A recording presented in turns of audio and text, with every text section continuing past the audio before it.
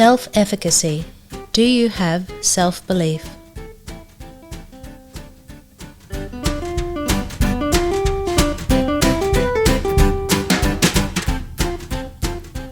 Hello everyone, welcome to Signpost for Living with Dr. Kirsten Hunter, and we're here with gorgeous Kristen Coggan. Hello, you are. sweetheart. Hello.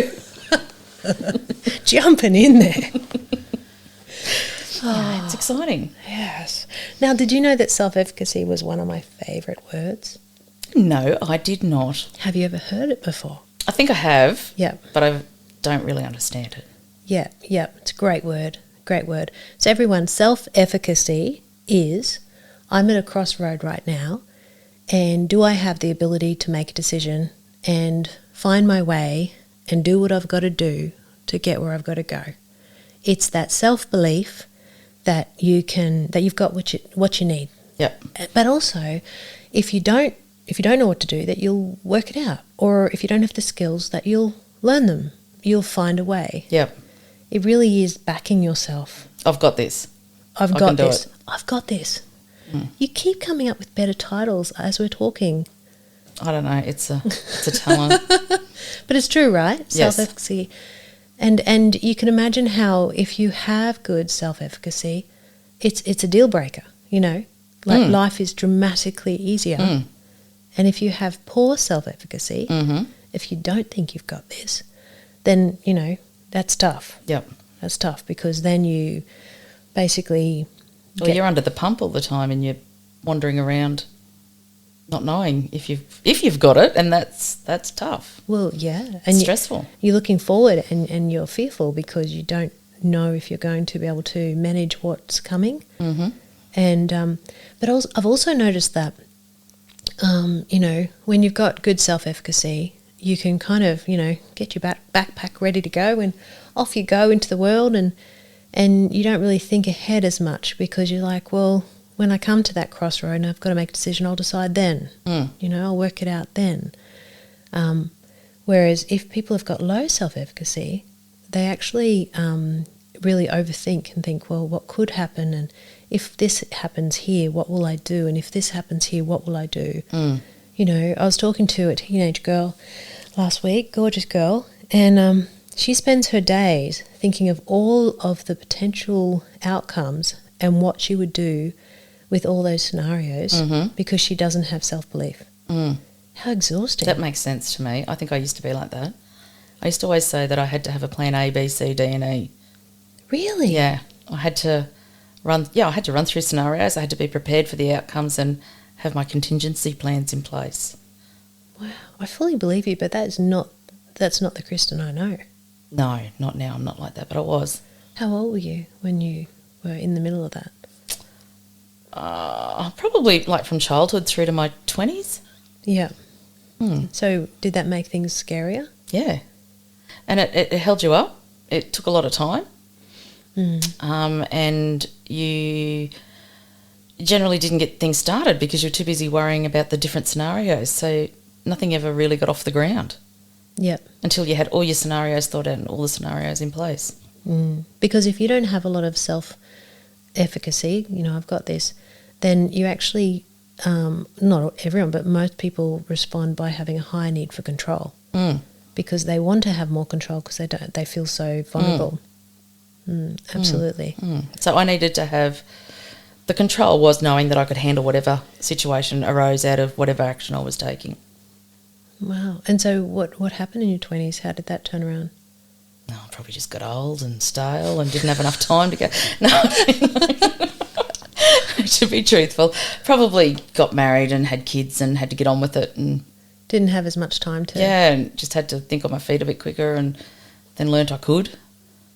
So and just to let go of the worries sometimes, just dive in. So it sounds like you basically got pretty hectic. And you knew me when I had young kids. Life was hectic. That's true. Wow. And so you know, you probably were doing more and more life things and having more experiences of being able to achieve them. Yes. And so you were learning your capacity. Yes. And not just having to troubleshoot scenarios for myself. I had to, you know, the personality that I had, that was my way of doing things. I wanted to do it with everything, including the kids. And I just worked out you can't live life like that. No. And, I think with our kids, that's a massive area, isn't it? Because we want them to have that confidence that they've got this, that they're capable. But at the same time, letting them have those moments where they fall and they fail, because then failure becomes less scary, and also, they learn to pick themselves up. So it's a tricky one. It is, but having I can't even say that word. Self-efficacy. Yeah, having that. Yeah. It's a weird word because it's derived from the word efficient. Yes. Yeah. It's everything's just so much easier, really, and you're more willing to put yourself into situations that you might not have otherwise, or I might not have otherwise. Yeah. And I think it'd be good to take a moment to separate that from confidence. Confidence is walking into a room and feeling good within yourself. That's what confidence is. And I don't have a lot of that. Really? See, again, See, you don't I make it look like I do, you but I do. You got me convinced. But I hope you fluctuate and have good days there. Yeah. Not convincing. But so confidence is really about in your person, and obviously there's different types of confidence. There's social confidence, there's physical confidence, performance confidence and things like that. Whereas self-efficacy is more once you walk in the room, if there's tasks for you to do, the capacity to do that task. So it's a bit different. Yes, it is. And I'll run an example. Go. All about me again. Let's do it. So in my job, I do a lot of public speaking and presenting, and that's taken me a long time to become comfortable with that and know that I can do that. That's awesome. And I can pull that off.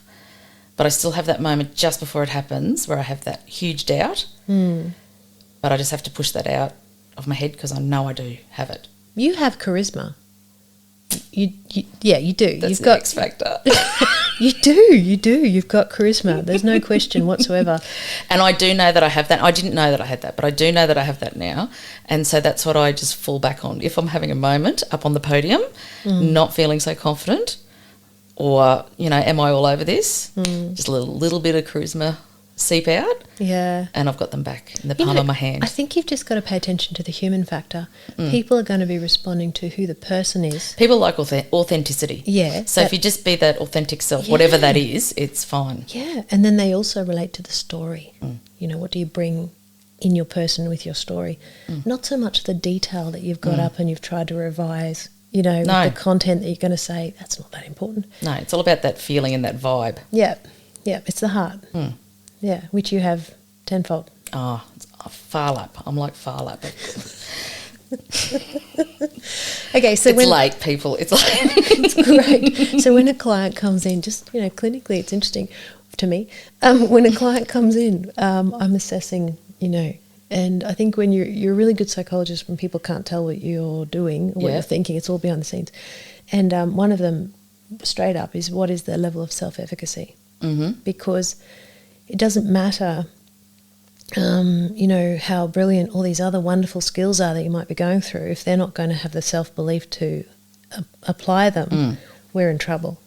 And so if you can gauge whether you can launch with them or if you actually need to take baby steps because they're not going to back themselves to be capable of doing them. Actually, you say that. It was the words that was just in my head. I've learned to back myself. Yeah, back yourself. Another title.